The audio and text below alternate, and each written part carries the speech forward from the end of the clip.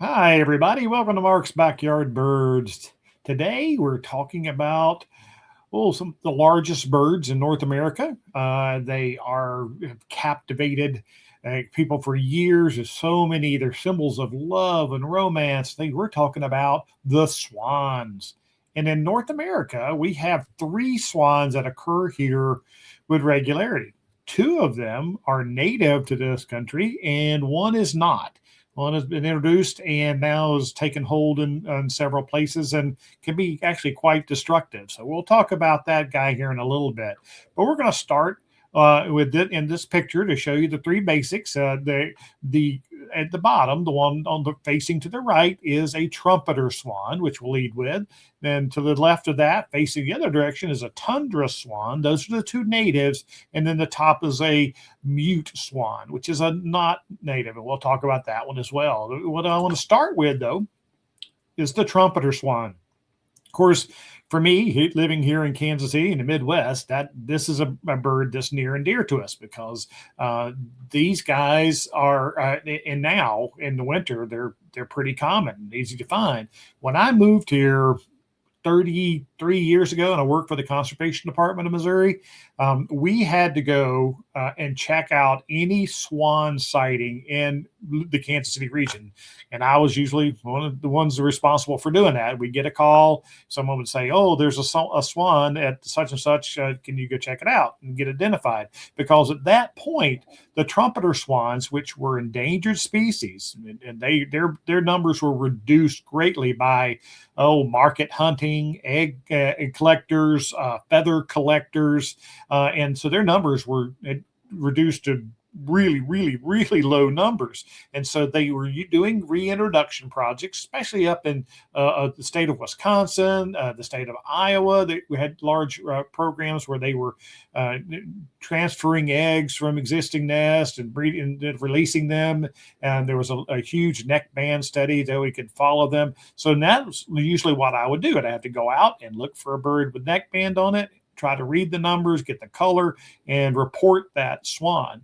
Well, the very first one call I got, I went to a power plant. They had a retention pond, and there was one swan out on this retention pond, and I was able to get the scope out and identify it. There was no neck band, which right off the bat I went, oh, okay. And when I got it in my scope, I could tell it was actually a tundra swan and not the object of our searching, which were the trumpeter swans. So this is a trumpeter swan. Look, they're the largest or the heaviest bird of North America. We don't get like ostriches and things like that, but this bird is heavy. The adults reach 26 pounds, and obviously, when you weigh that much, you got to have a lot of feathers for you to be able to take flight and sustain your weight up in the air. And they do. They have between 25 and 30,000 feathers on their bodies. They actually get more in winter. Obviously they nest. If you look at this range map, you can see that red, and they mainly nest way to the north. And then, of course, some of these yellow areas where reintroduction projects and have helped, and they've expanded in some of these areas. But this winter shows right through in Missouri and all the way down to like Oklahoma, and it dips down that far south. And what we're seeing now, I remember 30 years ago, whenever we would lead our eagle trips to see the eagles up at Lowe's Bluff National Wildlife Refuge. When we would go up there look for the eagles every Thanksgiving weekend, we would always see, maybe one swan, and we would get so excited 30 years ago. Now the numbers are over 1,000 when we go up there and look for them after the week after Thanksgiving and through the winter. And I understand they're what we used to get was just them passing through. They'd only be there for a short time, and what we did get would go further south and winter down where they knew the water was going to be open. Well, of course, water's open longer further north, and so we're finding them wintering further north than they used to. But these big, heavy birds are pretty unique, and when you get to see them, they are impressive. And one of a couple things that surprises people is seeing this.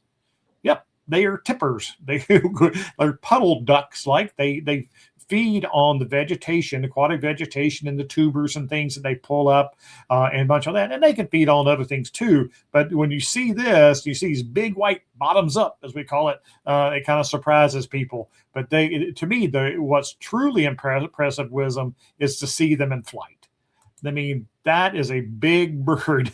And when they come flying low over the road, that long neck stretched out there, they're truly, truly impressive birds. Now, where they get their name, they're called the Trumpeter Swan. Listen to this.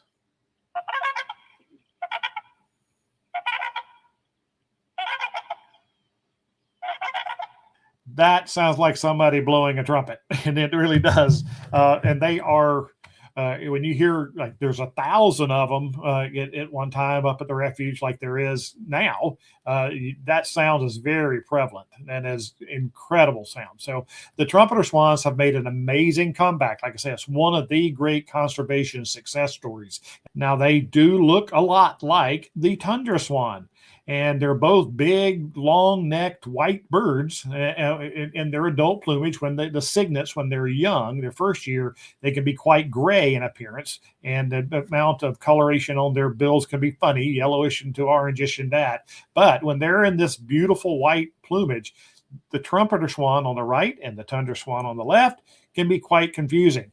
The Trumpeter Swan is larger than the Tundra Swan. The Tundra Swans, I think, top out around 25 pounds. So, 26 pounds or so for the Trumpeter, but lengthwise, they are shorter and their wingspan is shorter. The Trumpeters have a huge wingspan of 80 inches, which is, well over 6 feet, 7 feet, almost getting towards 7 feet. And they're big, impressive birds, big, broad wings for flying and sustaining their weight. And one of the cool things about them, if you've ever watched them at the refuge, and when they take off, they have to have a runway. They run and they paddle. They slap their feet on the water surface, and they get a little bit more lift and more lift and lift. Usually it's about 100-yard runway they need to get airborne. So they're pretty impressive. Tundras have to have pretty much that too, pretty close to that anyways. But they do look alike. So whenever we're viewing them out at Los Bluffs and we're seeing a lot of swans, Tundra Swans, what do I look for? Well, we start scanning through them. And what I'm looking for, if I can see them close together, obviously is a smaller size. But of course, distance can throw you off there. But the bill shape, they both have ski slope noses, but the pattern around the forehead on the Tundra and the angle of the black down the side of his face is a little different. Whereas on the Trumpeter Swan, you see that little bit of curve and the white where it meets the bill there. But the most important thing, and you can't always see it, is that yellow lore in front of the eye on the Tundra Swan. And it can vary in size from pretty small to a pretty good patch of yellow. And that's something, especially with a spotting scope. Now, binoculars, it can be harder to see unless they're really close to you. But when you're looking at it, a bunch of them, that's one of the things I key in on.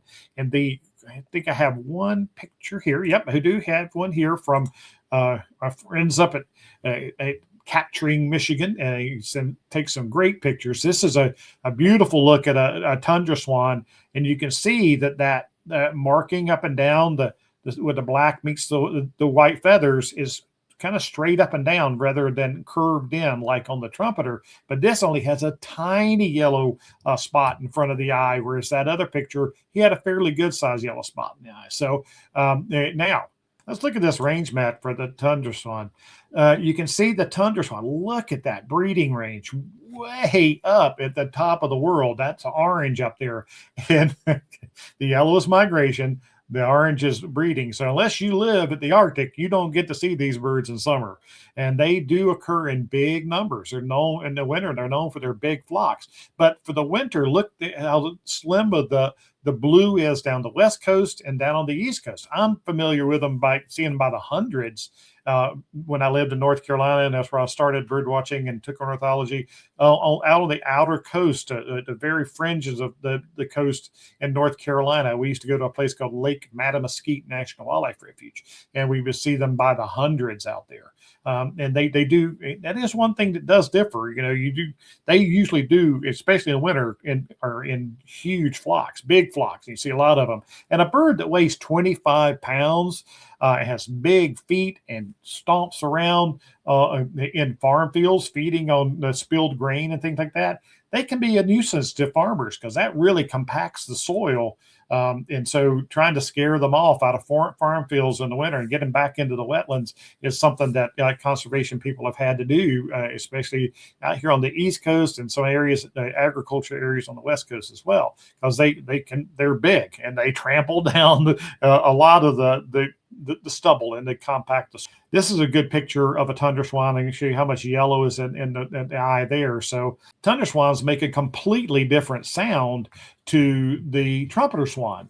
And I use the Sibley Bird App for my vocalizations here, so I'll play that for you.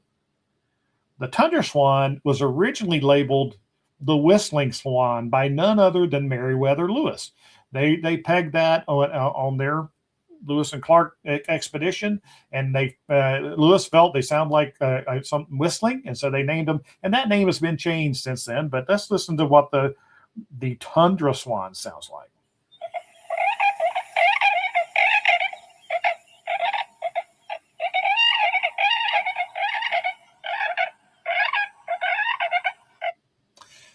So not as much of the trumpet sound, a little higher pitched and a little shorter in their burst. And when there's a lot of them, it really sounds more crazy. But they are mainly on the east and west coast, and that's what I was going to show you that because you see here in the heart of the country. There's no dots on there, but they occur here, and there's always some mixed in with the Tundra Swans in our area. But for the most part, you want to see Tundra Swans, especially in winter. You guys out west and you guys on the East Coast have the best chance of getting to see them.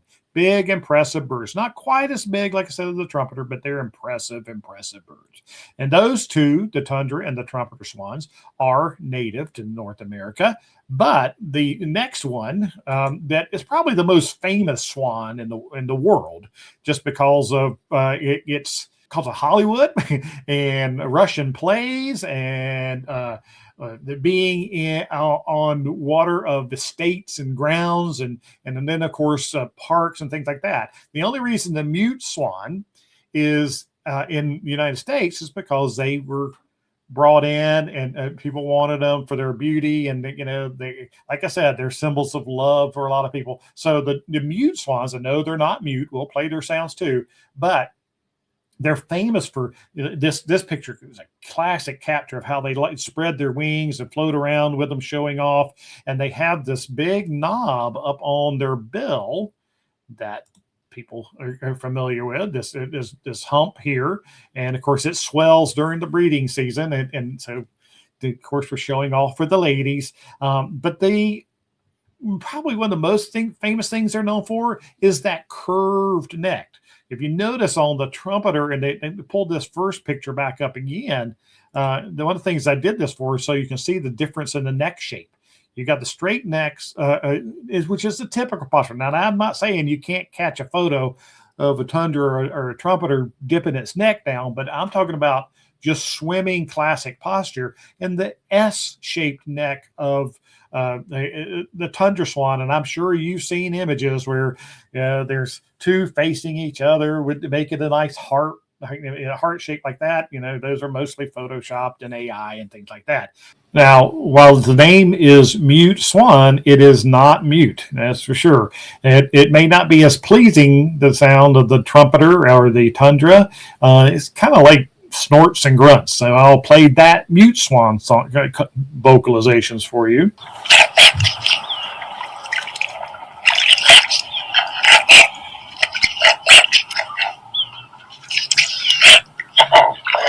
But they are beautiful swans, and they're big, they're heavy, and they're aggressive. I mean, these guys, you don't want to get near one of their nests because they will come after you. And they are famous for attacking kayakers, their boats in the water too. So they're very aggressive. And I mentioned, of course, that they are not native to this country. And you look at this range map of theirs here, as you can see, that is just up in the Great Lakes region, and there's a blue spot down in the Chesapeake Bay area. But look across over here in Russia and Europe, Eastern Europe, and Great Britain, areas like that, and even way over here in Mongolia. But in our country, they were introduced here. And one of the things that they're not very much appreciated by conservation people is because they cause a lot of damage to wetlands. They can eat up to like 8 pounds of vegetation a day, and that is pulling that up from the bottom of the water and disturbing the soil, and even in the ground and grass, disturbing grass areas, and it gives chance for non-native plants to come in there. There's a whole study. A good friend of mine from years ago did his PhD work working on their damage in the Chesapeake Bay region. So yeah, they are beautiful, but they are also pretty destructive. So the Mute Swan, which is the non-native swan of North America, and the other two, the Tundra on the left, the Trumpeter there on the right, and the Mute, they're the 3 swans that make up the swans of North America. So a good family-focused program. Appreciate people asking for those. Somebody asked this week about, can you do some about not backyard birds some more? And I said, okay. So I'm going to try to do a few of those again. I really appreciate you sending in ideas for programs, because they help me, and they help keep the content going. So if you will, send in more of those. If you like the program, please give it a like and share it, if you will, to help spread the word. Until next time, let's talk birds.